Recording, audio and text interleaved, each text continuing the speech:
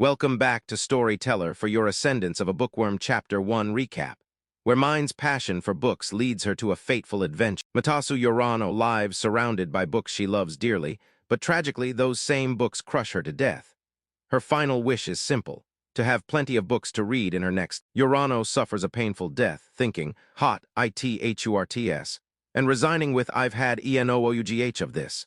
As the crushing weight over, a figure lies in bed, suffering intense heat and pleading silently for help, trapped in a confined space and overwhelmed by discomfort. The character experiences intense pain, thinking ithurts and realizing her new reality with a resigned, that's right. The character endures heat, pain, and discomfort, internally protesting, no, and expressing deep dislike for her new state. A young girl awakens in a simple room, distressed and confused, reaching out as she softly says, "Eh." While a hand reaches toward her from above, the distressed girl covers her face in fear, revealing self-harm scars on her arm, showing deep trauma in her new body. The girl tries to sit up, saying, "Wait a moment," showing her cautious but growing awareness of her surroundings. The girl sits up fully in bed, clutching the covers, her expression tense and vulnerable as she braces herself emotionally. The girl looks around the rustic room, confused and questioning, "Where is this?" As she tries to understand her unfamiliar surroundings, the girl sits quietly on the floor, lost in thought and processing her new reality with a pensive expression. The character contemplates their own hands and a freshly stitched wound on their torso, questioning if they have died. From Yorano's perspective, books rain down due to an earthquake, which she recalls was mild, about magnitude 3 or 4 just before her death. A group gathers outside a house, observing somberly as news reports a female university student crushed by a bookshelf at home. Yorano sits up in bed, covering her face in despair, lamenting her fate and the irony of dying buried in books. A creaking sound signals a door opening or closing, setting a subtle transition in the quiet, modest home. An unknown woman calls out, "Myne," urgently as Myne sits dazed in bed, marking her new identity and social connection.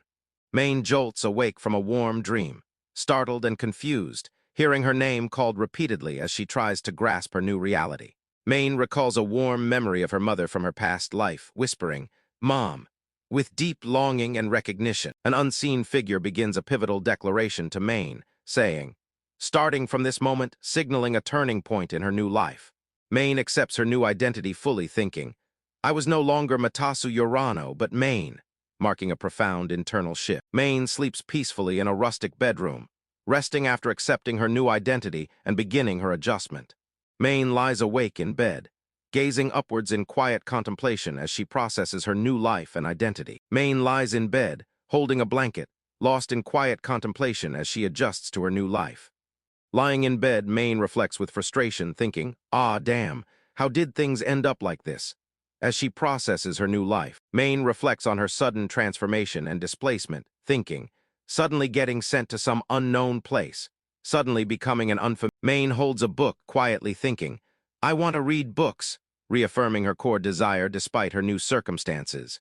Myne holds a book and firmly declares, "I can stand any kind of situation as long as I have books," showing her unwavering resolve. Myne is seen lying in bed, seemingly asleep, but her internal monologue reveals a deep longing for books, even in her subconscious. Myne lies in bed, intensely focused, thinking, "I want to read books," reaffirming her core passion and determination.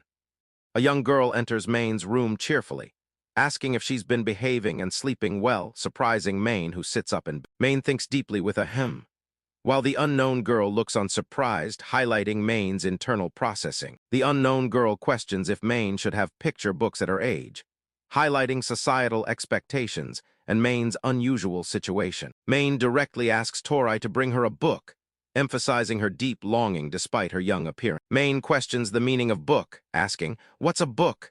revealing her confusion about this key concept in her new world. Torai tries to explain books as something written with words and pictures, but Myne struggles to understand and asks for a clearer explanation. Myne expresses confusion, saying, "What's that? I can't understand," showing her struggle to grasp new concepts. Myne shouts emphatically, asserting her desire for picture books after repeated attempts at clarification. Myne realizes that words not in her memory default to Japanese, explaining her confusion about the word book. She quietly says, "Ah, that's right." Myne yells at the translator in frustration, shouting, "Do your job, translator, damn it." breaking the fourth wall with comedic exasperation. Tori checks Myne's temperature, noting her fever has improved but she still feels weak, showing ongoing care, and Myne feels a headache coming on, thinking quietly, Myne has a headache. As she struggles with her health, a woman gently tells a child to sleep as she prepares dinner, setting a caring, domestic scene. Startled awake by a sudden noise, a young character peeks out from under their blanket, eyes wide and wary. A woman calls for help, and Tori responds, preparing to assist, highlighting cooperation in the household.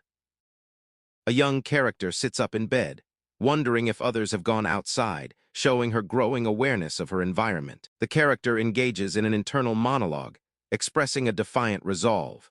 Myne lies in bed, dejectedly thinking she can't lift her spirits without at least one book, or better yet, 10 or 20. Myne reacts with confusion to the word book, suspecting the Japanese pronunciation didn't come through properly. Myne gets fired up, declaring, "All right, I'm getting fired up," showing renewed determination to pursue her goal. Myne pushes with all her might to move a heavy object, grunting, "Heave-ho," showing her determination despite her small stature. Myne plants her bare foot firmly on the wooden floor, signaling a moment of stability after exertion. Myne crawls and reacts with surprise and discomfort to sand on the floor, highlighting her ongoing struggles in this new world. The room is dusty and unkempt, a stark contrast to a typical bedroom, highlighting the humble conditions Myne faces. Myne is shown in a state of deep reflection, with 2 narration boxes framing her in the past. Myne decides her first priority is to clean her bedroom if she's going to live there, showing growing acceptance of her new life. Myne rummages through a laundry basket, curious and slightly bewildered as she explores her surroundings. Myne sits in a large basket, reflecting that things might go faster if she had a book, but she doubts it will be easy. Myne kneels beside a laundry basket, looking toward a closed door, preparing to explore the next room. Myne stands before a towering door, looking up in awe and slight apprehension as a deep dune sound echoes. Myne looks up at a towering door, overwhelmed by its height as a deep dune echoes, emphasizing the challenge. Myne thinks deeply about the tall door, murmuring mew, a difficult obstacle all of a sudden, as she prepares to face the challenge. Myne, transformed into a ghost-like chibi figure, struggles comically with a tall wooden door, splashing water as she tries to push it open. The panel establishes the setting of a rustic room, with a bed as the focal point. Myne contemplates her situation, thinking, if it's for BOOKS, then it can't be HELPED, right? Showing her resigned, Myne struggles to push off a heavy blanket, groaning heavy. As her frail body fights Myne continues to struggle under a heavy covering, looking up with a distressed expression. Exhausted, Myne lies curled up on a heavy covering, seemingly surrendering to her physical limitations. Myne reaches out and grabs a small object with surprise and relief, exclaiming, "Ah, I reached."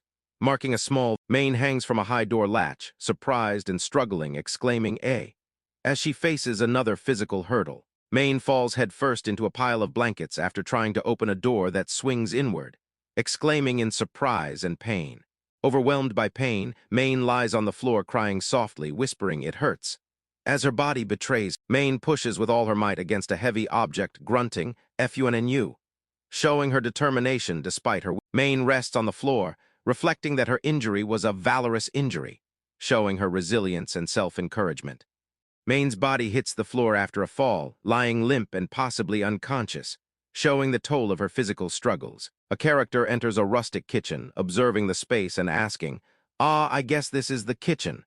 As Myne discovers something in the kitchen basket, asking, "What's this?" As her curiosity continues to drive her exploration. In a rustic kitchen, a small figure quietly observes the room, taking in the simple surroundings.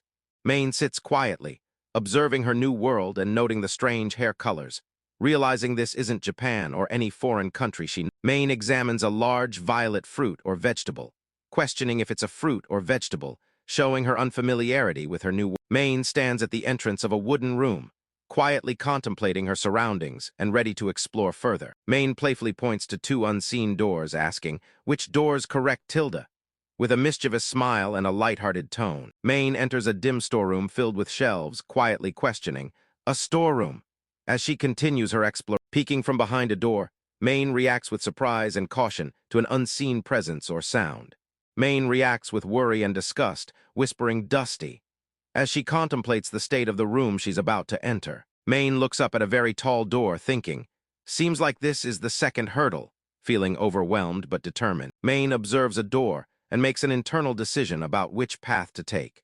Myne considers moving a large wooden crate to block a door, thinking, if I pull this in front of the door.